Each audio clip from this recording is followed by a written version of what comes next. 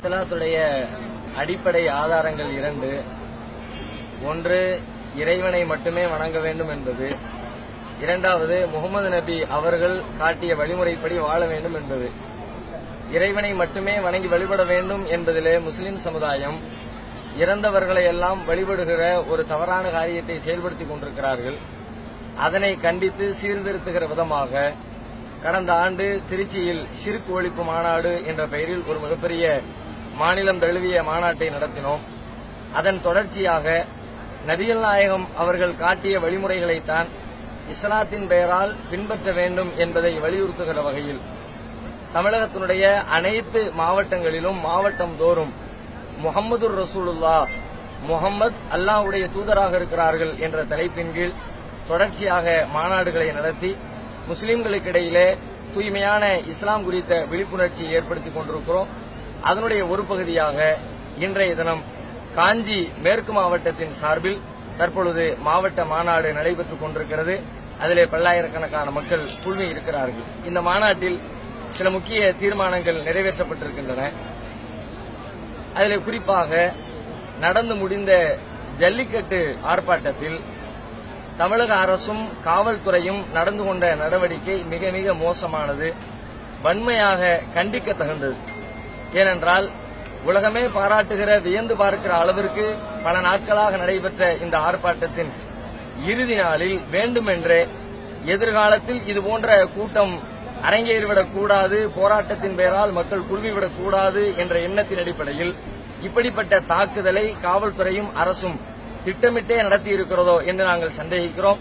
அதற்குரிய ஆதாரங்கள், சான்றுகள் தொலைக்காட்சிகளிலும் இன்னவர முகநூல் சமூக வலைதளங்களிலேயும் ஏராளமாக பரவி இருக்கிறது. எனவே இந்த காரியம் வன்மையாக கண்டிக்க தகுந்தது.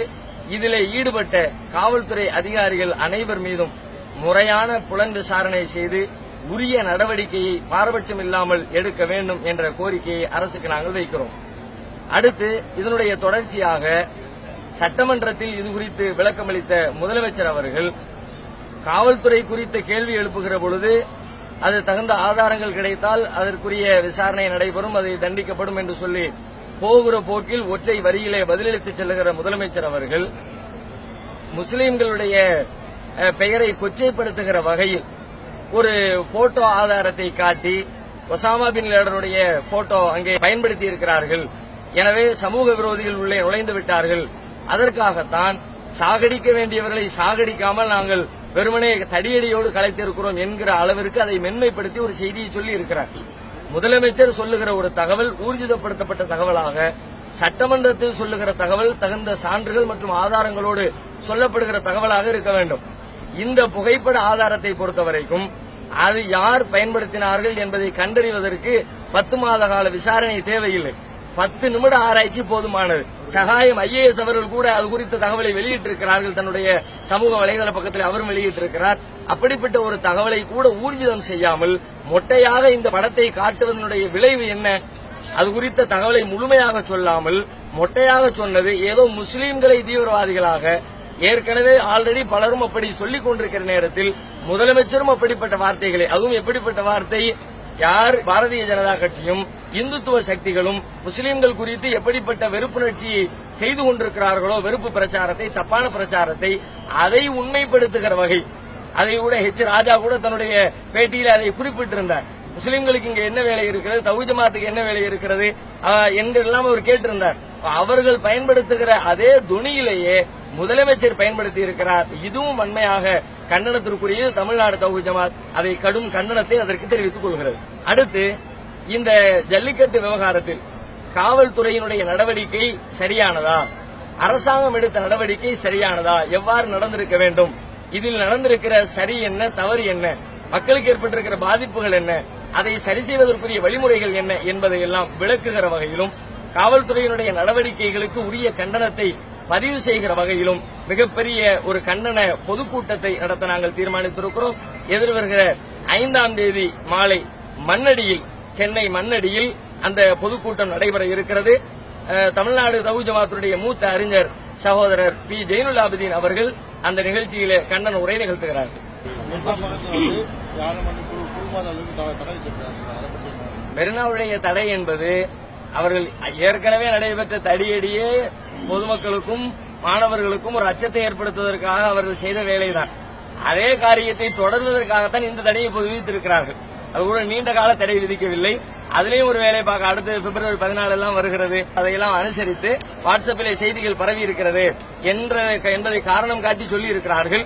நாம் பார்த்த வரைக்கும், விசாரித்த வரைக்கும், ஊடகத்துறை நண்பர்கள் உட்பட அத்தனை பேரிடத்திலும் கேட்ட வரைக்கும் அப்படி எந்த செய்தியும் வாட்ஸ்அப்பில் பரவவே இல்லை. வேண்டுமென்றே பொய்யான தகவலை சொல்லிவிட்டு மீண்டும் பயத்தை அதிகரிப்பதற்காக இந்த தடையை அவர்கள் போட்டிருக்கிறார்கள். இஸ்லாமிய நாடுகள்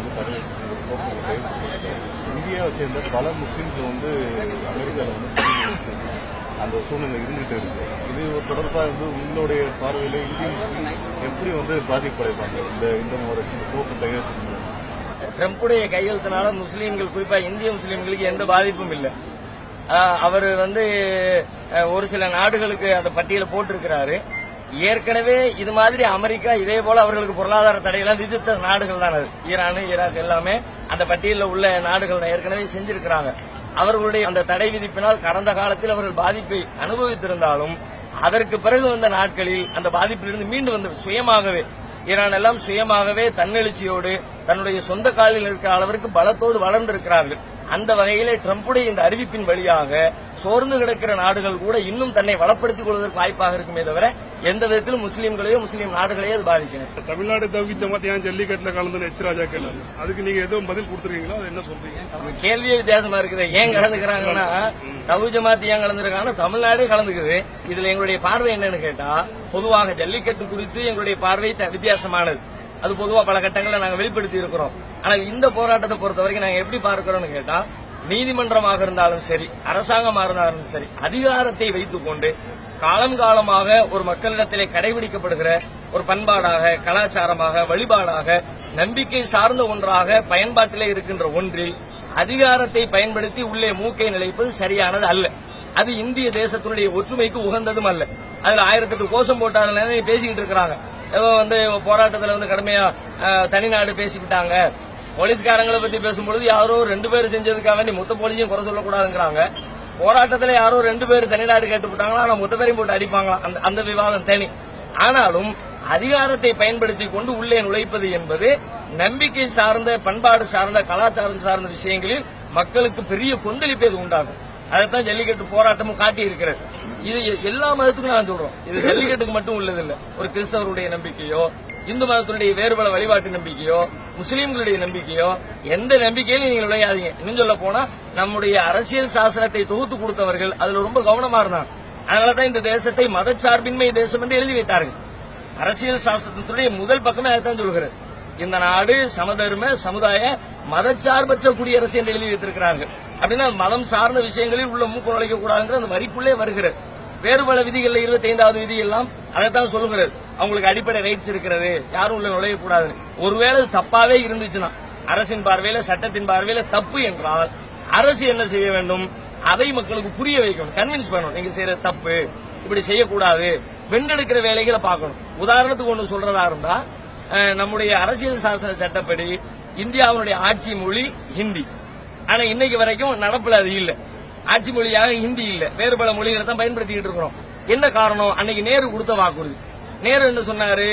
ஆட்சி மொழி இந்திய சட்டம் இருக்கிறது, மக்கள் ஒத்துக்கொள்ளாதவரை நாங்கள் மக்கள் மீது திணிக்க மாட்டோம். இதுதான் ஒரு நேர்மையான, ஒரு நல்ல அரசியல் பிரதமர், கட்சி அனைவருடைய பார்வையாகவும் இருக்க வேண்டும். அந்த பார்வையை இழந்ததுதான் பிரச்சனைக்கான காரணம். தொடர்ந்து இது மாதிரி தமிழர் நலன் சார்ந்த போராட்டங்களை தவ்ஹீத் ஜமாத் கலந்துக்குமா? பொதுவாக மக்களின் நலன், தமிழர், தெலுங்கர், கன்னடர் என்ற பிரிவினை தவ்ஹீத் ஜமாத்திரத்தில் கிடையாது. இந்தியர் என்ற பிரிவு கூட எங்களிடத்தில் கிடையாது. வேற எங்கேயோ ஒரு இடத்துல அடிபட்டாலும், ஈராக்ல பாதிக்கப்பட்டாலும், அமெரிக்கால பாதிக்கப்பட்டாலும் நாங்கள் குரல் கொடுப்போம். அது குறித்த கண்டனங்களை பதிவு செய்வோம், அதற்காக பாடுபடுவோம். அதனால மொழி சார்ந்து இயங்குகிறவர்கள் அல்ல, மக்களின் நலன் சார்ந்து இயங்குகிறவர்கள். நலன் சார்ந்த எந்த பிரச்சனையாக இருந்தாலும் தவ்ஹீத் ஜமாத்தினுடைய பங்களிப்பு கட்டாயம் இருக்கும். ஆதி 19 ஒரு இஸ்லாமிய இதில் ஆன்டி நேஷனல் அப்படின்னு சொல்லிட்டு ஒரு வீடியோ ரிலீஸ் பண்ணிருக்காரு. அது உங்க கருத்து? ஆதி, அதாவது அவர் ஒரு தெளிவான சிந்தனை உள்ளவரா தெரியல. நீங்க அந்த பிரஸ் மீட்ல பாத்தீங்கன்னா தெரியும். முதல்ல ஒண்ணு சொல்றாரு, என்ன மட்டும் அப்படி உள்டா பேசுறாரு. முதல் வாசகத்தை பார்த்தா ஏதோ முஸ்லீம்களுக்கு எதிரான கருத்தை சொல்ல வர்ற ஒரு மாதிரியான ஒரு தோற்றம் வருகிறது. அடுத்த வாசகத்தை பார்த்தா சென்னை வெள்ளத்துல அப்படி நின்னாங்க இப்படி நின்னாங்க முஸ்லீம்களை அடிக்க முடியாதுங்கிறார். அதனால அவருடைய பேச்சை நாங்கள் ஒரு பேச்சாக எடுத்துக்கொள்ளல, முரண்பாடு என்று ஒதுக்கி தள்ளுகிறோம்.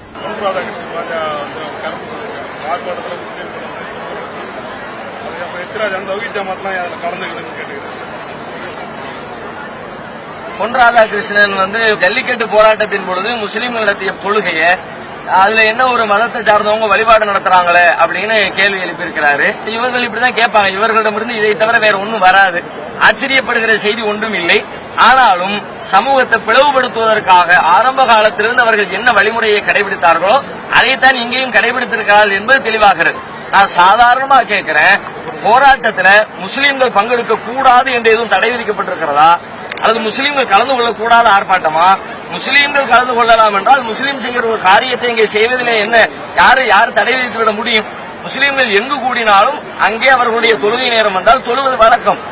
பயணத்திலே இருக்கிறவர் பேருந்திலே அமர்ந்திருக்கிற பொழுது பயணிக்கிற பொழுது பேருந்திலே தொழுவார்கள், ரயிலிலே பயணிக்கிற பொழுது ரயிலே தொழுவார்கள், பேருந்து நிலையத்தில் தொழுவார்கள், பொது இடத்தில் தொழுவார். அந்த நேரம் கடக்கிற பொழுது யாருக்கும் அது இடையூறாக இருப்பதில்லை என்கிற காரணத்தினால் இறைவனுக்கு செய்ய வேண்டிய வழிபாட்டை தினந்தோறும் செய்து கொண்டிருக்கிறார்கள். நாடு முழுவதும் நடந்து கொண்டிருக்கிறது. அதுபோல போராட்டத்தில் கலந்து கொண்ட சில முஸ்லீம்கள் அந்த நேரத்தில் தொழ வேண்டிய தொழுகை அங்கே தொழுவதை இவர் ஏன் குற்றமாக பார்க்கிறார்? அப்படியானால் இந்துக்களையும் முஸ்லீம்களையும் இவர் பிரித்தால் நினைக்கிறார் என்பது தெளிவாகிறது ஒன்று. அடுத்து நான் கேட்கிறேன், உண்மையிலே இது இந்து மக்களையோ வேறு யாரையும் குறை சொல்வதற்கோ வேறு மதத்தவர்களுடைய மனதை புண்படுத்துவதற்காக கேட்கிற கேள்வி அல்ல. இவர் இந்த கேள்வியை வைத்ததனால் எதிர்கேள்வியாக நான் முன்வைக்கிறேன். மெரினா கடற்கரை பொதுவான இடம், பொதுமக்கள் கூடிய இடத்திலே முஸ்லீம்களுடைய வழிபாடு கேள்விக்குரிய என்று சொன்னால் அரசுக்கு சொந்தமான, எப்படிப்பட்ட அரசு? மதச்சார்பற்ற அரசு, எந்த மதத்தையும் சாராத அரசுக்கு சொந்தமான அலுவலகங்களில் ஒரு குறிப்பிட்ட சமூகத்திற்குரிய வழிபாட்டு தலங்கள் இருக்கிறது, வழிபாட்டு புகைப்படங்கள் இருக்கிறது, வழிபாடுகள் செய்யப்படுகிறது, ஆயுத பூஜைகள் என்று ஆயுத பூஜைகள் எல்லாம் நடத்தப்படுகிறது.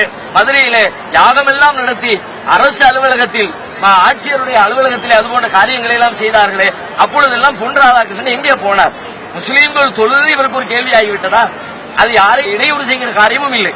வேண்டுமென்று முஸ்லீம்கள் மீது கெட்டெண்ணத்தை ஏற்படுத்துவதற்காக இவர் கேட்கிற கேள்வி, இது போன்ற கேள்விகளை 50 ஆண்டுகளுக்கு மேலாக கேட்டுக் கொண்டிருக்கிறார்கள். இப்படி கேட்டு கேட்டு கேட்டு மக்களிடத்திலே நாளுக்கு நாள் நம்பிக்கை இழந்து கொண்டே இருக்கிறார்கள். இன்னும் அவர்கள் கேட்கட்டும், இன்னும் அவர்களை பற்றி மக்கள் முழுமையாக புரிந்து கொள்வதற்கு வாய்ப்பாக இருக்கும் என்பதுதான் இதற்குரிய பதிலாக சொல்லிக் கொள்கிறோம். ஹெச் ராஜா முஸ்லீம்கள் ஏன் இதுல கலந்துக்கிறாங்க என்று கேட்கிறார். அது குறித்து கேட்பதற்கு இவருக்கு என்ன அருகதை இருக்கு நான் கேட்கிறேன். இவர் ஏன் இந்த கேள்வியை கேட்கிறார் என்றால், அவங்களுடைய பாலிசி இது மாதிரி யாரும் மொத்த மக்களும் கூடிவிடக் கூடாது என்று அவர்கள் விரும்பினார்கள். மக்கள் ஒன்றுபடக் கூடாது என்பது அவர்களுடைய விருப்பம். இங்கே நாம் அனைவரும் ஒன்றுபடுவதை பார்த்தவுடன் பொறுத்துக் கொள்ள முடியவில்லை. அதான் காரணம். இந்துக்கள் முஸ்லீம்கள் எல்லாம் அண்ணன் தம்பியா கூடி உட்கார்ந்து போராட்டம் செய்யறதை பார்த்த உடனே இதுதானே வரக்கூடாதுன்னு நினைச்சோம். இந்துக்களையும் முஸ்லீம்களையும் பிரிச்சு வச்சாத்தானே நம்முடைய பருப்பு வேகும், ஆனால் இவங்க சேர்ந்துருவாங்க போல இருக்க என்ற பயத்தின் வெளிப்பாடாகத்தான் இந்த கேள்வி அவர் கேட்டிருக்கிறார். இப்பொழுது மட்டுமல்ல, இதற்கு முன்னரும் பல நேரங்களில் வாய்த்துடுக்கான வார்த்தைகளை தொடர்ச்சியாக அவர் பயன்படுத்திக் கொண்டே இருக்கிறார். அதற்குரிய பின் விளைவுகளை அவர் சந்திக்க நேரிடும் என்பதை மட்டும் தெரிவித்துக் கொள்கிறோம்.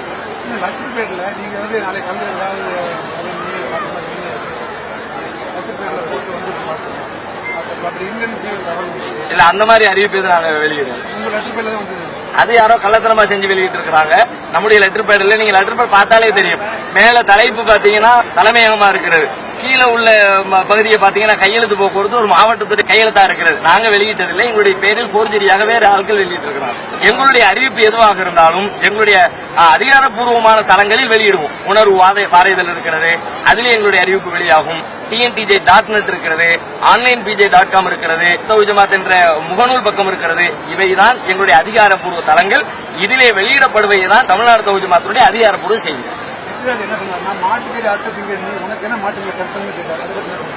இல்ல, இது அந்த கேள்வி எனக்கு ஆச்சரியமா இருக்குங்கிறேன். அதாவது மாட்டுக்கறி அறுத்து தின்னா இந்த கோரிக்கைக்கு வரக்கூடாது, நீ நீதிமன்றம் தலையிடாத, பீட்டாவை தடை பண்ணு, ப்ளூ கிராஸ் தடை பண்ணு என்று கேட்பதற்கு நான் மாட்டுக்கறி அறுத்து திங்கிறது எங்க முரணா இருக்கிறது? தமிழ் பாரம்பரியம் என்றால் நம்ம போராட்டத்தில் பேசணும். தமிழ் பாரம்பரியம் என்ன சொல்கிறது? பகுத்துண்டு பல்லுயிர் ஓம்புதல், நூலோர் தொகுத்தவற்றுள் எல்லாம் தலை. வள்ளுவன் சொன்ன அருமையான செய்தி, உண்பதற்கு தேவையானது நீ உண்டு விடு, பகுத்து உண்ணு. எதையெல்லாம் உண்ணணும்னு நினைக்கிறீ எல்லாத்தையும் சாப்பிடு. பல்லுயிர் ஓமனும், நீ எதை உண்ணுகிறாயோ அதை வளர்க்கிற வேலைகளையும் சேர்த்து செய்யணும் சொன்னார். நான் மாட்டை உண்ணுகிறேன் என்றால் மாட்டை வளர்க்கிற வேலையும் சேர்த்து செய்வேன். நான் அதுதான் எனக்கு என்னுடைய முன்னோர்கள் கற்றுத் தந்திருக்கிற பாரம்பரியம். பிறகு அந்த அறிவோ ஞானமோ அல்லது அதை கடைபிடிக்கிற விருப்பமோ அவர்களுக்கு இல்லை. எனவே இது போன்ற எதிர்மறை கேள்விகளை அவர் முன்வைக்கிறார். நீங்க வந்து பீட்டா ஒழிக்கணும் சொல்லிட்டு இருந்தாங்க. நீங்க புதுசா மற்ற பேர்ல ப்ளூ கிராஸ் ஒழிக்கணும் போட்டதுல என்ன காரணம்? ரெண்டு பேரும் ஒண்ணுக்குள்ள ஒண்ணுதான், ஒரே குட்டையில் உரிய மட்டைகள் தான். பீட்டா வழக்கு போட்டதனால பீட்டா தெரிஞ்சிச்சே தவிர வழக்குல சம்பந்தப்பட்ட ஆளு பீட்டா. ஆனால் அவர்களுடைய கொள்கை என்ன? அதே தான் ப்ளூ கிராஸுடைய கொள்கை. அது பல கட்டங்கள் இதுக்கு முன்னாடி நாங்க சந்திச்சிருக்கிறோம். ப்ளூ கிராஸ் எப்படி எல்லாம் இந்த அனிமல் விவகாரங்கள்ல விலங்குகள் விஷயத்துல நடந்திருக்கிறாங்க. பல இடங்கள்ல விலங்க காப்பாற்ற இப்படி கொள்ளையடிச்சிட்டு போயிருக்கிறாங்க. எப்படி கசாப்பு கடைக்காரர்கள்ல இருந்து வேறு பல பொதுவான விவசாயிகளிடமிருந்து மாட்டுகளை கொள்ளையடிச்சிட்டு போயிருக்கிறாங்க என்பதையெல்லாம் கண்ட காரணத்தினால் அதை மக்களுக்கு விழிப்புணர்ச்சி உண்டாக்க வேண்டும் என்ற நோக்கத்தோடு பீட்டாவோடும் ப்ளூ கிராஸையும் சேர்த்து நாங்கள் புரிய வைத்திருக்கோம்.